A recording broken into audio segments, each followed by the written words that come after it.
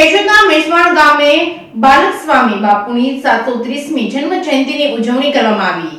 સિદ્ધિ ગુરુ બાલક સ્વામી બાપુની જન્મ જયંતિ નિમિત્તે મેશ્વાણ મુકામે ભવ્ય ઉજવણી કરવામાં આવી હતી। માગશર સુદ પૂનમના રોજ બાલક સ્વામી બાપુની 730મી જન્મ જયંતિની ઉજવણી મૈયારા ક્ષત્રિય સમાજના ગુરુ ગાદી તથા મેશ્વાણિયા શાખાના માર્ગી સાધુની શિષ્ય પરંપરાની ગાદી છે। મૈયારા ક્ષત્રિય સમાજ તથા સાધુ સમાજ અને 18 વર્ણ સાથે મળી દર વર્ષે માગશર મહિનાની સુદ પૂનમની ઉજવણી ધામધૂમથી કરવામાં આવે છે। સવારે ગુરુ ચરણ પૂજન અર્ચન બાદમાં ધ્વજારોહણ, સંતોના સામૈયા, સાંજના સમયે પ્રસાદ અને ભવ્ય સંતવાણીનું આયોજન કરવામાં આવ્યું હતું। મહાપુરુષો આગળથી એવું સાંભળ્યું હતું કે પરમાત્માએ જ્યારે સૃષ્ટિનું સર્જન કર્યું છે પછી જેમ જેમ માનવ પ્રવાહ આગળ વધતો ગયો તેમ તેમ પરમાત્માને માનવ કલ્યાણના હેતુથી જ ગુરુ જ કલ્યાણ કરી શકે અને પરમાત્માએ ખુદ ગુરુદત્ત ભગવાનને બાલક સ્વામી બાપુના સ્વરૂપે અવતાર ધારણ કર્યો છે। મહિયારા ક્ષત્રિય સમાજની ગુરુ પરંપરા આગળ ચલાવી એવા ગુરુઓના ગુરુ જેમનું કાર્ય ફક્ત જગત કલ્યાણ હેતુ છે એવા ભગવાન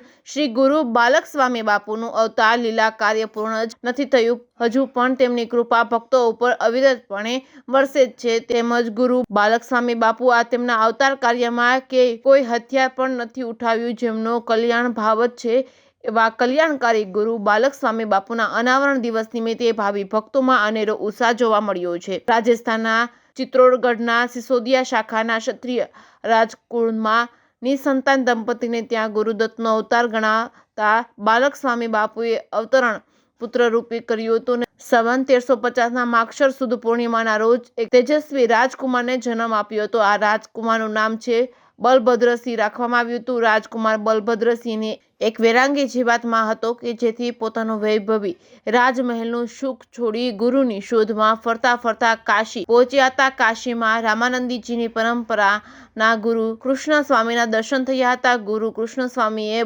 બલભદ્રસિંહને નવું નામ આપ્યું હતું બાલક સ્વામી, જેમને આપણે બાલક સ્વામી બાપુ તરીકે ઓળખીએ છીએ। બાલક સ્વામી બાપુના હાથે પ્રાણ પ્રતિષ્ઠા કરેલા હનુમાનજી માણાવદર તાલુકામાં પુંજરી હનુમાન તરીકે પણ ખૂબ પ્રખ્યાત છે। માગશર સુદ પૂર્ણિમાના દિવસે બાલક સ્વામી બાપુની 730મી જન્મ જયંતિ મેશ્વાણ ધામે ધામધૂમથી ગામ સમસ્ત ઉજવવામાં આવી હતી। રાત્રે લોક ડાયરામાં નામાંકિત કલાકારો જયુદાન ગઢવી, ચાહલ આહિર, ભાવના બાંભણિયા, ધીરુભાઈ છેલવાડા એ પોતાની કલા સાજીદા ચંદુભાઈ ડાભી ગ્રુપ સાથે પીરસી હતી અને શ્રોતાઓને મંત્રમુગ્ધ કરી દીધા હતા। સિદ્ધ ગુરુ બાલક સ્વામી બાપુની ચૈતન્ય સમાધિ મંદિર ભક્તિધામ ખાતે યોજાયેલા ધાર્મિક સાંસ્કૃતિક કાર્યક્રમથી સમગ્ર વાતાવરણ ભક્તિમય બની ગયું હતું।